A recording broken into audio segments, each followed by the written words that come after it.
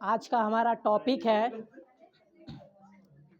Reproduction में जो प्रजनन तंत्र है, उस प्रजनन तंत्र में हम मादा जनन तंत्र के बारे में जानेंगे कि मादा जनन तंत्र क्या होता है। रिप्रोडक्शन में बताए थे कि दो प्राणी या दो जीव के संबंध यानी रिलेशन होता है, एक तीसरे का निर्माण होता है जिसको हम कहते हैं प्रजनन। ठीक, अब उस प्रजनन में लैंगिक और अलैंगिक के बारे में भी बताए थे। तो अब उसमें हमको पढ़ना है टॉपिक जो है मादा जनन तंत्र के बारे में कि मादा जनन तंत्र क्या होता है। ये इम्पोर्टेंट है। इसमें इम्पोर्टेंट सबसे बड़ी चीज़ होती है कि जो डायग्राम होता है, उस डायग्राम के बारे में पहले जाने कि डायग्राम क्या होता है। जब डायग्राम समझ में आ गया तो बाकी चीज़ें आपको वैसे लिखित रहेगा, उसको हम समझ लेंगे। पहले डायग्राम में देखेंगे कैसे क्या होता है, कौन क्या चीज़ें होती है। कि ये जो आपका फिगर दिख रहा है, ये मादा जनन यानी जननांग जिसे कहते हैं, उसका ये डायग्राम है। जो फीमेल जिसे कहते हैं, फीमेल में होता है। तो ये फीमेल क्या नहीं, ह्यूमन में ही पाया जाता है। मनुष्य में ही जो फीमेल होती है, जिसको मादा कहते हैं, उसके अंदर ये चीज़ें होती हैं। अब इसमें देखिए सबसे इम्पोर्टेंट चीज़ है कि जैसे पुरुष में, आगे हम नेक्स्ट टॉपिक में बात करेंगे, पुरुष में जो होते हैं दो प्रकार के होते हैं, उस प्रकार मादा में भी दो प्रकार के क्या होंगे, अंडाशय होता है। एक अंडाशय आपका कहाँ पे है, एक यहाँ पे अंडाशय है, ठीक, और एक आपका यहाँ पे है। तो इसमें दो अंडाशय होते हैं। मादा जो होती है उनमें कितने होते हैं, दो होते हैं। वैसे ही मनुष्यों में भी क्या होते हैं, जो टेस्टिस पाए जाते हैं वो भी क्या होते हैं, दो होते हैं, जिसको हम वृषण कहते हैं। तो लेकिन फर्क बहुत ज़्यादा होता है ह्यूमंस में, यानी मनुष्य मेल में देखा जाए तो जो टेस्टिस होते हैं जिसको वृषण कहते हैं, वो दो होते हैं। उसमें भी उन दोनों का कार्य क्या होता है कि दोनों एक साथ क्रिया करते हैं। लेकिन फीमेल में आएंगे, ये दोनों एक साथ क्रिया नहीं करते हैं। आगे हम इसके बारे में जानेंगे डिटेल, अभी नहीं। तो इसमें जैसे मान लीजिए कि ये आपका एक अंडाशय हो गया और एक ये हो गया, जिसको अंडाशय को इंग्लिश में हम कहते हैं ओवरी। इंग्लिश भी जानना जरूरी है, हिंदी के साथ साथ इंग्लिश भी जानना जरूरी है। इंग्लिश में बहुत सारी चीज़ें मिलेंगी आपको, ऐसे हिंदी में कोई नहीं पढ़ाएगा कि हिंदी में क्या होता है। इंग्लिश में अगर यूट्यूब पे चाहे कहीं भी सर्च करेंगे, चाहे बुकों में भी, तो सबसे ज़्यादा आपको इंग्लिश में ही मिलेगा। हिंदी में कोई नहीं पढ़ाता है। हिंदी में थोड़ा अजीब सा लगता है कि हाँ हम क्या कह रहे हैं। इंग्लिश में क्या है, उसका नाम अलग होता है, तो लोग बोलने में निसंकोच नहीं होते हैं, यानी डट के सारी चीज़ें बोल देते हैं। लेकिन हिंदी में बोलना उनके अंदर क्या होता है, थोड़ा लज्जापन हो जाता है कि चाहते हैं कि डरते हैं कि ये चीज़ें हम कैसे बोलेंगे। अगर ये बताइए ये चीज़ें नहीं होती तो इसको पढ़ाना ज़रूरी होता या बुकों में लिखा जाता, नहीं होता। ये ज़रूरी है क्योंकि इसका जानना भी ज़रूरी है, क्योंकि इसके बारे में अगर डिटेल से नहीं जानेंगे तो हम उस चीज़ के बारे में जान ही नहीं पाएंगे वो क्या चीज़ें होती हैं। तो ये जो डायग्राम दिख रहा है, तो ये कह रहा है कि मादा का है, यानी कहने का मतलब फीमेल। फीमेल के अंदर ये इस प्रकार के पाए जाते हैं। इसमें जैसे फीमेल की यह दो, एक यहाँ पे और एक यहाँ पे ऐसे दिख रहा है, इसी को कहते हैं हम ओवरी यानी अंडाशय कहते हैं। इसी के अंदर क्या होता है, इसके अंदर जो होता है ओवर होता है, जिसको ओवल कहते हैं। अंडा, ओवल, एग देखियो अंडाकार होता है जिसको ओवल कहते हैं। तो अंडा का आकार कैसा होता है, कुछ ऐसे आकार का होगा कि नहीं होगा। ऐसे ही इसमें क्या होते हैं, अंडा होते हैं, यानी उसको अंडाकार जिसको माना गया। ये हमारा क्या है, ओवरी है यानी अंडाशय है। अब रिएक्शन कहाँ से शुरू होता है, देखो मेन पॉइंट हमारा यहीं से है। मादा में यही सबसे ज्यादा इम्पोर्टेंट है कि अंडाशय, अंडाशय से क्या निकलता है, तो ओवल निकलते हैं जिसको अंडा कहते हैं, अंडाणु। फीमेल में सबसे बड़ी कोशिका जिसे कहा जाता है तो ओवल सेल्स जो होते हैं अंडाणु जिसे कहते हैं। अंडाणु कोशिका क्या होती है, सबसे बड़ी होती है। तो यहाँ ओ अंडाशय से अंडाणु क्या होंगे, निकलेंगे और ये निकल के कहाँ जाते हैं, इसमें जाएंगे, किसमें, अंडा वाहिनी। एक अंडा वाहिनी होता है जिसका नाम दिया एक ट्यूब जैसा। ट्यूब का मतलब हिंदी में क्या होता है, ट्यूब का मतलब हिंदी में होता है नलिका। ट्यूब का मतलब नली जिसे कहते हैं, जैसे कुछ बच्चे नली नहीं खाते हैं, फोफी ओफी, उसी प्रकार के यानी नली होती है, यानी ट्यूब यानी फिलोपियन ट्यूब जिसे कहा गया। इंग्लिश में अंडा वाहिनी को हम कहते हैं फिलोपियन ट्यूब कहते हैं।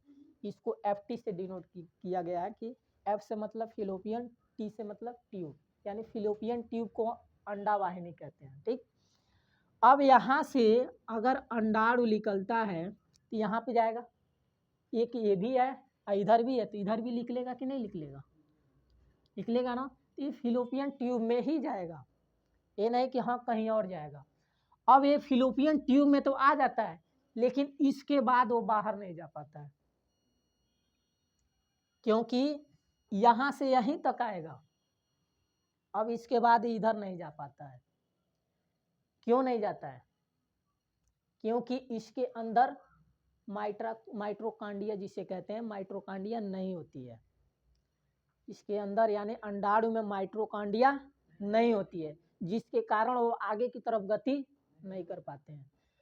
अब माइट्रोकांडिया किस में पाया जाता है कि अब कैसे ये रिएक्शन करेगा, कहने का मतलब कि ये अंडाणु अपना आकृति कब चेंज करेगा, यानी यहाँ से निकल के, अंडाशय से निकल के अंडाणु अंडा वाहिनी में तो गया, लेकिन अब इसको गर्भाशय में जाना हो तो कैसे जाएगा। तो यहाँ पे सहायता किसकी जरूरत पड़ती है, तो जो मेल होते हैं, मेल में पाए जाते हैं शुक्राणु कोशिकाएं, जिसको सेल कहा जाता है, जिसको हम हिंदी में कहते हैं शुक्राणु। वो शुक्राणुओं में क्या होता है, शुक्राणुओं की संरचना जो होती है लगभग आपकी, शुक्राणु जो होते हैं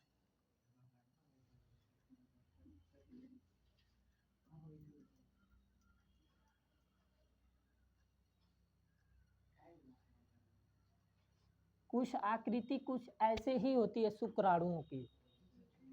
तो शुक्राणुओं में ये जो पूंछ जैसा दिख रहा है ना, ये क्या होते हैं, माइट्रोकांडिया होते हैं, इसी को कहते हैं माइट्रोकांडिया, माइट्रोकांड्रिया, माइट्रोकांड्रिया इसको कहते हैं। ये जो हमारा जो होता है स्पर्म, स्पर्म जिसे कहते हैं, स्पर्म जो होता है जिसको हम कहते हैं शुक्राणु, स्पर्म सेल कह सकते हैं, शुक्राणु कोशिकाएं जो होती हैं उनके पीछे जो होता है माइट्रोकांडिया होता है, जिसके वजह से उसमें तेज गति प्रदान करता है, यानी वो आगे की तरफ ढकेलता है, तब जाके स्पर्म क्या होता है, स्पर्म। अब देखिए इंपॉर्टेंट, यहाँ से तो हमने ला दिया, लेकिन इस महिला हम फीमेल के बारे में नहीं पढ़ रहे हैं, मेल के बारे में नहीं पढ़ रहे, किसके बारे में, फीमेल के बारे में। तो मेल का जब पढ़ेंगे तो बताएंगे। अभी यहाँ से अंडाणु आया, यहाँ पे आ गया। अब इनमें एक चीज आप डाउट कीजिए कि महिलाओं में जो दो कौन सा है अंडाणु है, जो यहाँ से आ गए यहाँ से भी आ गए, लेकिन इनमें जो अंडाशय होता है दो होता है, एक इधर साइड में एक इधर साइड में, लेकिन इनमें भी क्या होता है, क्रिया अलग अलग होती है। ये नहीं कि दोनों एक ही साथ काम करेंगे, ये दोनों अलग करेंगे। कहने का मतलब जैसे मान लीजिए कि पक्षी जो होती है, बर्ड, चिड़ियाएँ जो होते हैं, चिड़ियाओं में जो अंडाशय होता है, ओवरी जिसे कहते हैं, चिड़ियाओं में अंडाशय एक होता है।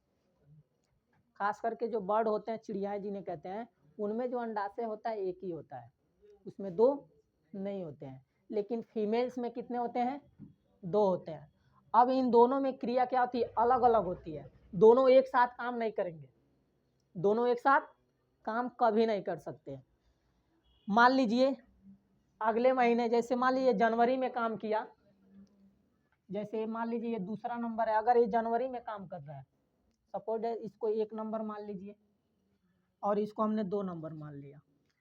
अगर यह जनवरी के महीने में काम किया, जब जनवरी के महीने में काम करेगा तो अगले महीने में फरवरी में एक काम नहीं करेगा, तो फरवरी में कौन सा काम करेगा, दूसरा वाला हमारा अंडाशय है वो काम करेगा। यानी ये सर्किल की तरह एक महीना एक काम करेगा तो ये बंद हो जाएगा, इसमें से कोई क्रिया नहीं होगी, तो दूसरा अगले नेक्स्ट मंथ में क्या होगा, दूसरा वाला चालू हो जाएगा। जब ये बंद होगा, इसका 1 महीना पूरा हुआ, तुरंत ये काम करेगा तो ये बंद हो जाएगा। यानी ये दोनों एक सर्किल के रूप में यानी चक्र के रूप में काम करते हैं। एक महीना, जैसे महीना का मतलब होता है 28 दिन। 28 दिन अगर देखा जाए तो एक साल में कितने महीने होंगे, बट 13 मंथ हो जाएंगे, लगभग में 13 महीने हो जाएंगे। 28 दिन का जब गणना करेंगे 13 हो जाएंगे, क्योंकि आप जानते हैं कि महिलाओं में जो ये अंडाशय की जो क्रिया जैसे कहने वो मासिक धर्म जिसे कहा जाता है, इंग्लिश में हम कहते हैं पीरियड, जो होता है वो 28 दिन का नियंत्रण में होता है। 28 से यानी एक, कहने का मतलब 1 से लेके 28 दिन में, तो कभी 2 से 4 दिन बढ़ जाता है, कहने को 35 भी आ सकता है, 35 दिन का अंतराल भी कह सकते हैं। तो अधिकतर वो कुछ ऐसे स्थिति आती है तब जाके होती है। तो इसमें कह रहा है कि जो अंडाशय है, ये दोनों अंडाशय, यहाँ से क्या हुआ, अंडाशय से ओवल निकला, यानी अंडाणु निकलेगा तो कहाँ गया, फिलोपियन ट्यूब में गया। अब यहाँ से फिलोपियन ट्यूब से गर्भाशय में कब जाएगा ये हमको नहीं मालूम होता, कब जाता है, ये जरूरत कब पड़ती है। तो यह देखिए इस फिगर कुछ ऐसा दिख रहा है कि ये यहाँ से निकला, कुछ आकृति ऐसे बना दी गई है, तो इसी को हम कहते हैं गर्भाशय। ये जो आकृति दिख रही है ना, इसी को हम कहते हैं गर्भाशय। ये पूरा जो आकृति है इसको हम कहते हैं गर्भाशय कहते हैं। तो इसी में गर्भाशय में क्या होता है, ये अंडाणु अपना क्या करता है, भ्रूण बनाता है, यानी विकसित होता है। और कब होगा, तो इसमें देखिए कुछ एक ग्रीवा है और इसको कहते हैं योनि, जिसको वाइजाइना के नाम से जानते हैं। ये योनि जो होती है वाइजाइना, इसका कार्य क्या होता है, इसका कुछ कार्य नहीं होता है। यानी अंडाणु अंडाशय से जो निकलते हैं ये इसका इम्पोर्टेंट चीज नहीं होती है।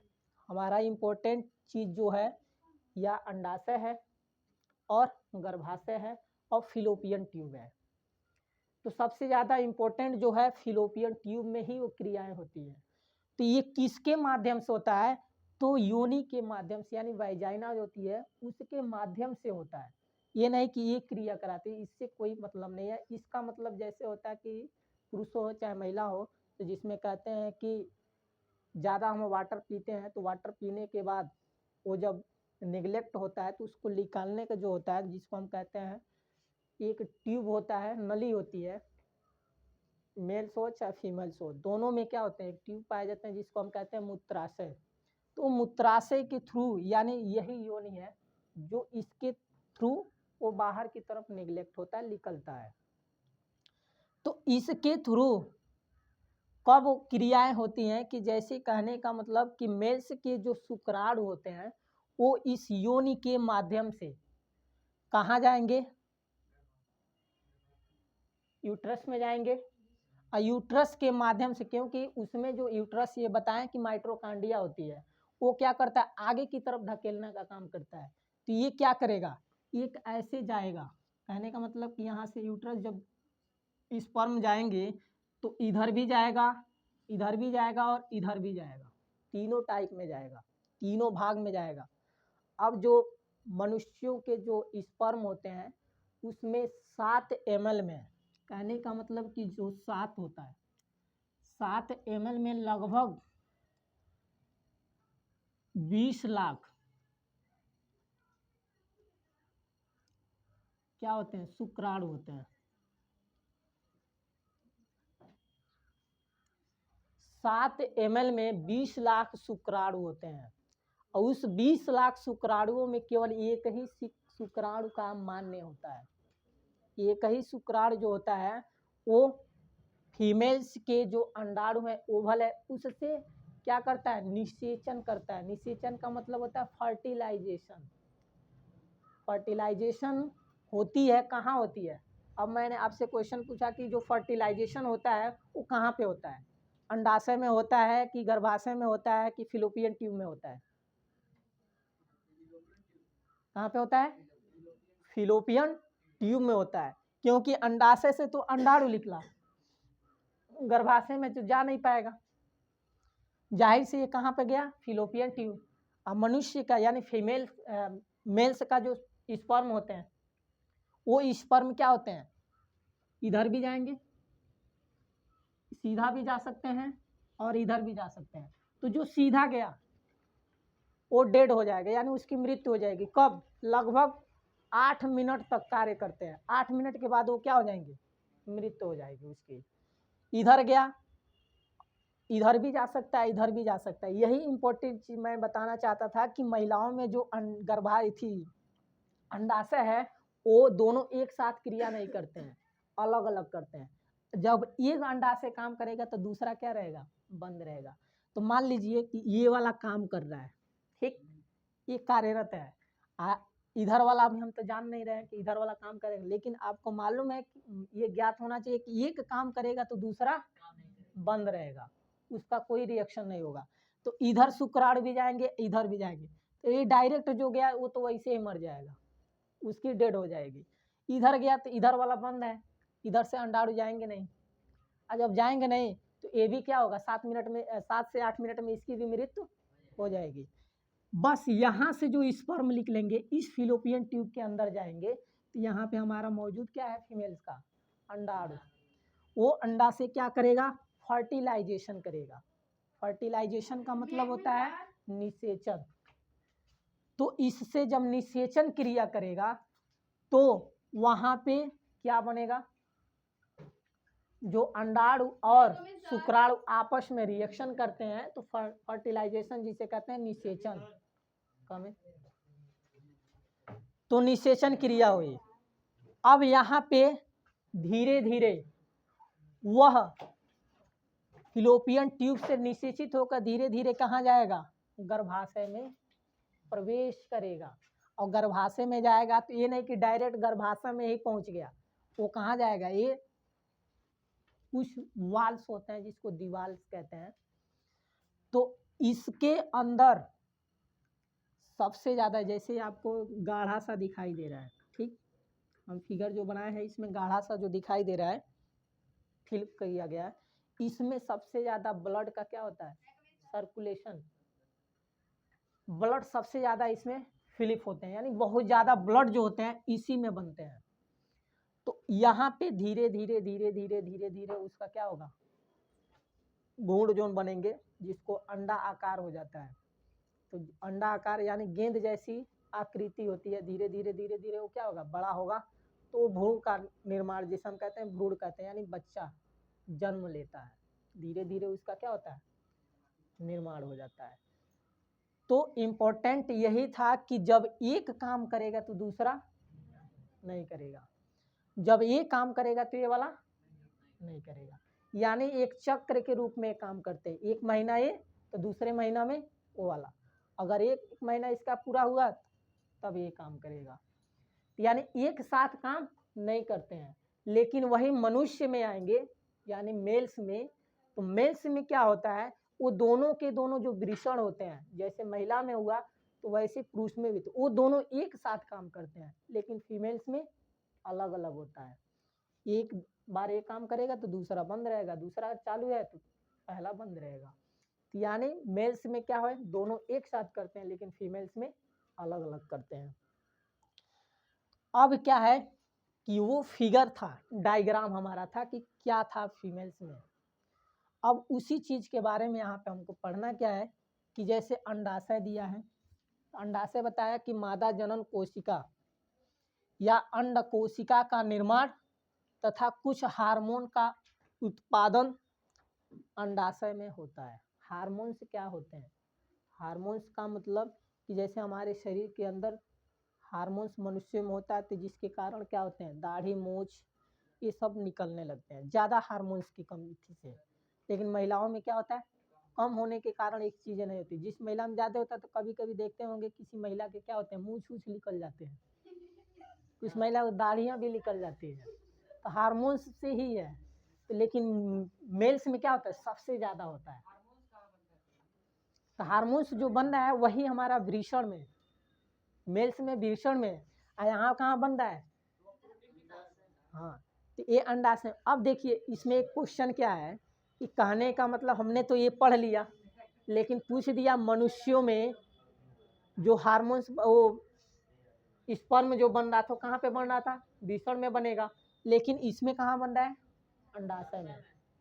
तो महिला में जो बन रहा है उसको हम अंडाणु कहते हैं।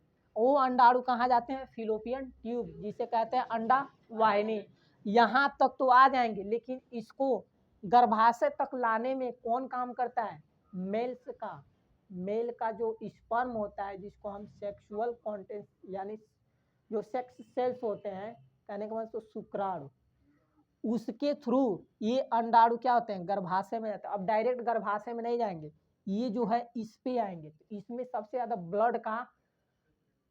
ब्लड सबसे ज्यादा इसमें प्रस्तापित होते हैं, यानी जो खून होता है सबसे ज्यादा इसमें आता है, जिसके कारण वो धीरे धीरे धीरे धीरे वो भ्रूण का निर्माण हो जाता है। अंडाणु क्या हो जाता है, भ्रूण। यानी जब निषेचन क्रिया हो रही है तो अंडाशय में भी नहीं हो रहा है और न हमारा यूट्रस में हो रहा है, यानी गर्भाशय में भी नहीं हो रहा है। कहाँ पे हो रहा है, फिलोपियन ट्यूब में हो रहा है, जिसको हम अंडा वाहिनी कहते हैं। तो इस अंडा वाहिनी में ही फर्टिलाइजेशन क्रिया होती है। क्वेश्चन पूछता है कि निषेचन जो होता है किस में होती है, एक नंबर में पूछेगा निषेचन क्रिया कहाँ पे होती है। तो निषेचन क्रिया जो होती है कहाँ पे होती है, फिलोपियन ट्यूब में होती है। न हमारा गर्भाशय में होगा न ही अंडाशय में होगा। जो यौन है, ये यौन क्या होता है, किसी काम के लिए नहीं होता है। न मनुष्य का जो मेल है, मेल का जिसे हम कहते हैं सिसम, पेनिस जिसे कहते हैं, वो पेनिस और महिलाओं का जो वाइजाइना होता है वो किसी काम का नहीं होता है। वो काम का बस क्या, एक माध्यम होता है। जैसे कहने का मतलब हमारा नाक है ना, तो हम सांस लेते हैं तो नाक के माध्यम से लेते हैं, लेकिन सांस कौन लेता है, फेफड़ा लेता है। तो उसी प्रकार मादा हो चाहे नर हो, उन मेल में मान लो कि नर है तो उसका पेनिस हो गया, और मादा है तो उसका वाइजाइना। ये दोनों किसी काम के लिए, बस काम का क्या है, ये जो मूत्राशय जो होते हैं, जैसे कहने का जो पानी ज्यादा हो जाता है उसको बाहर निकालने का काम करता है, और स्पर्म को अंदर ले जाने में वो काम करता है। इसके माध्यम से हम वो स्पर्म को अंदर ले जाते हैं। और जब स्पर्म अंदर जाएगा तो जाहिर से जब गर्भाशय से होके निकलेगा तो कहाँ पे जाएगा, फिलोपियन ट्यूब में जाएगा, यहाँ भी जाएगा। अब यहाँ पे फर्टिलाइजेशन क्रिया होगी, भ्रूण धीरे धीरे बनेगा और गर्भाशय में जाएगा। तो गर्भाशय की जो ये वाल होते हैं, दीवाल जिसे कहते हैं, कहने का मतलब पट्टी, एक परत होती है, उस पे जाते हैं, और वहां से क्या होता है, धीरे धीरे धीरे उस बच्चे का क्या होता है, निर्माण होता है। अब उसी चीज को हम लिखित रूप से लिखा गया कि इसको कैसे क्या कहते हैं। तो पहले इसमें हार्मोन उत्पादन कहाँ पे हो रहा है, अंडाशय में। कहाँ पे हुआ, हार्मोन्स जो बन रहे हैं वो अंडाशय में बन रहा है, ठीक। फिर कह रहा है कि अंडा वाहिका क्या होती है, अंडा वाहिका जिसको हम फिलोपियन ट्यूब कहते हैं, एफटी से परिचित। जो चीजें मैंने फिगर में बताया, डायग्राम में, वही चीजें यहाँ है कि प्रत्येक माह का मतलब मासिक, एक महीना अंडा परिपक्व होता है। परिपक्व का मतलब इंग्लिश में जिसको हम कहते हैं मैच्योर, यानी पूरी तरह से परिपक्व कब होता है।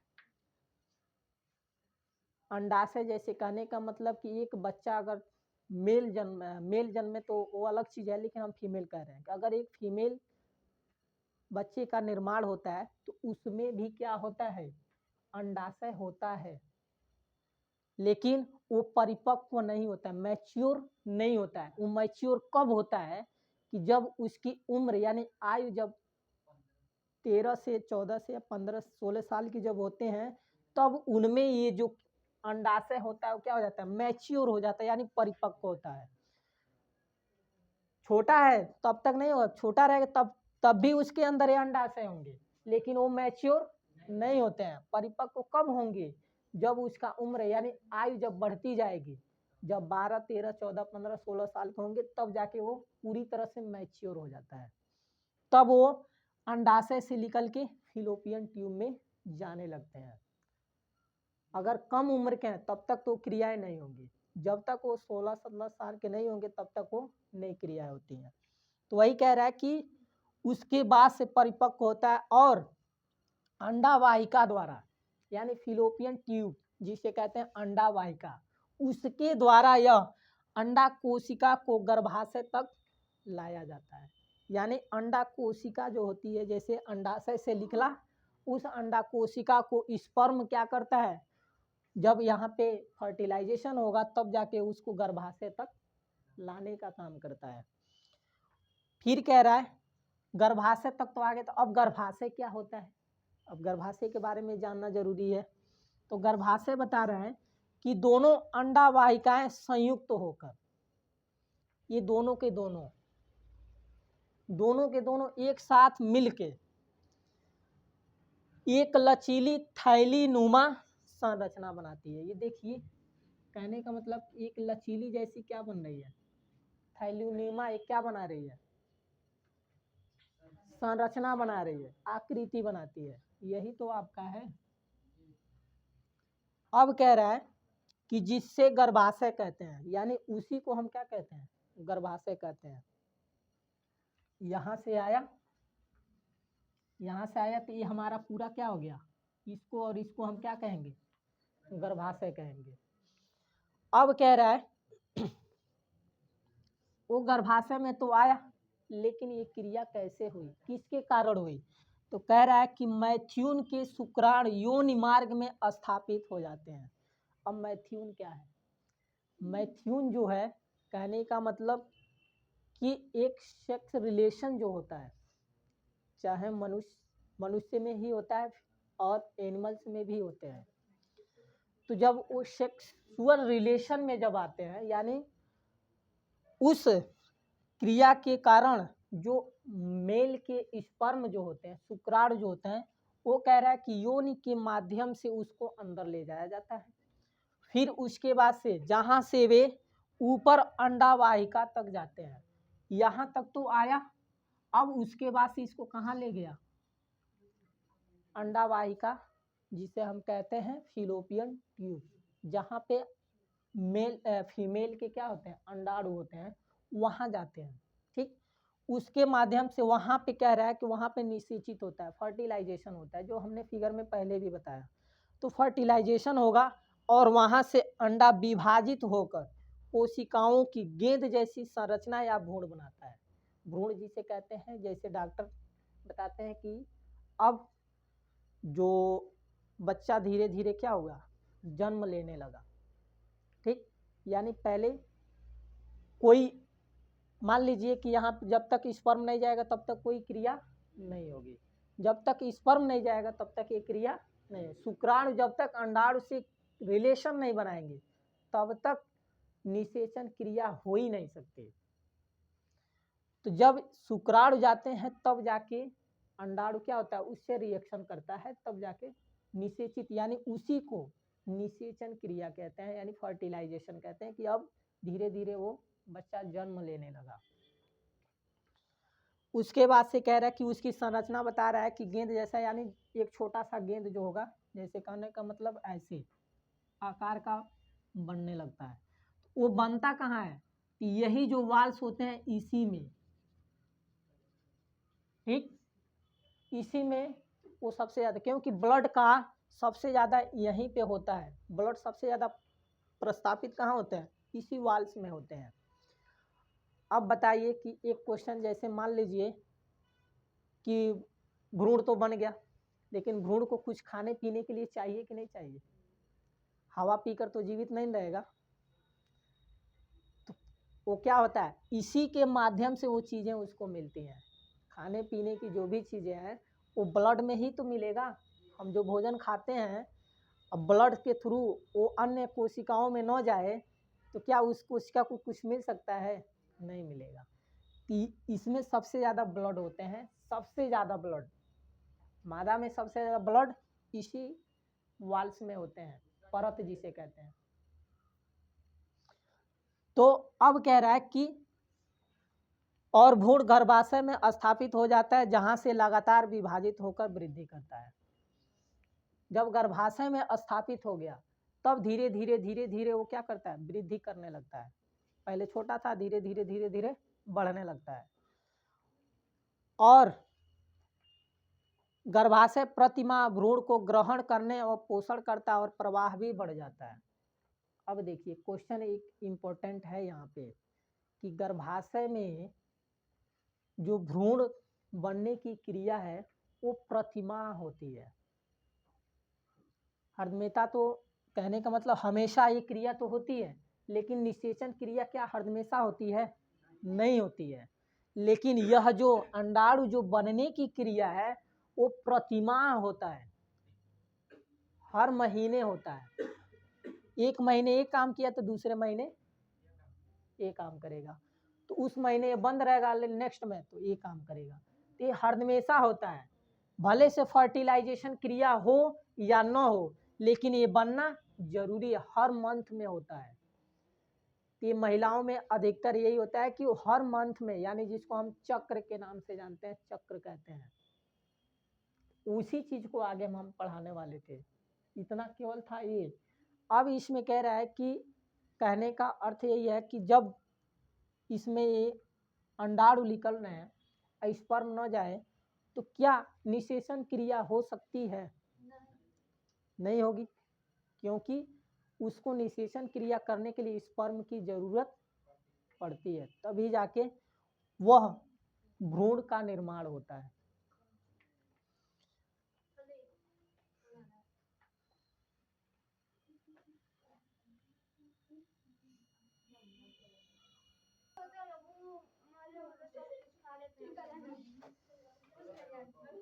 अब टॉपिक है, मान लीजिए पहले हमने पढ़ा कि जो मेल में अंडाशय होता था, यहाँ से अंडाणु निकल के फिलोपियन ट्यूब में जाते थे। जब स्पर्म इससे वाइजाइना के थ्रू यानी योनि के थ्रू अंडाशय से यूट्रस से होके कहाँ गया? फिलोपियन ट्यूब में गया, तो वहाँ पे फर्टिलाइजेशन हुआ। तो फर्टिलाइजेशन होने के बाद वो धीरे धीरे आगे की तरफ बढ़ा, और ये इसमें एक परत होती है, उस परत में जाके वो धीरे धीरे क्या होता है? भ्रूण बनता है, यानी अंडा जैसा एक संरचना होती है जिसको हम भ्रूण कहते हैं। तब धीरे धीरे वो बच्चा जन्म लेता है। लेकिन क्वेश्चन आपका ये कह रहा है कि यदि जनन की जननांग में यानी मादा के जननांग में अगर फर्टिलाइजेशन क्रिया नहीं होती है तब क्या होगा? तो जो अंडाणु है वो क्या कर सकते हैं, उसका मतलब क्या होगा, वो किस प्रकार के रिएक्शन होगा? तो वही कह रहा है कि यदि निषेचन नहीं हो तो क्या हो सकता है। क्वेश्चन ये पूछेगा कि यदि जनन में निषेचन यानी फर्टिलाइजेशन न हो तब क्या हो सकता है। तो मैंने पीछे भी बताया टॉपिक में कि जब निषेचन क्रिया जब तक नहीं होती है तब तक वो क्या होते हैं? अंडाणु वहीं पे रहेंगे, इसमें गर्भाशय में नहीं जा सकते हैं। जब फर्टिलाइजेशन होगा तभी जाके गर्भाशय में जाएंगे। जब तक फर्टिलाइजेशन फिलोपियन ट्यूब में नहीं होगी, यानी वो अंडावाहिनी में नहीं होगा, तब तक वो अंडाशय में गर्भाशय में नहीं जा सकते हैं। तो इनमें डिस्ट्रीब्यूशन होता है, यानी डिस्ट्रीब्यूशन का मतलब बंटना। वो धीरे धीरे धीरे धीरे वृद्धि करते हैं, बढ़ते हैं, बड़े होते हैं। तो वही कह रहा है कि जब फर्टिलाइजेशन न हो तब क्या हो सकता है। तो कह रहा है कि यदि अंडा कोशिका का निषेचन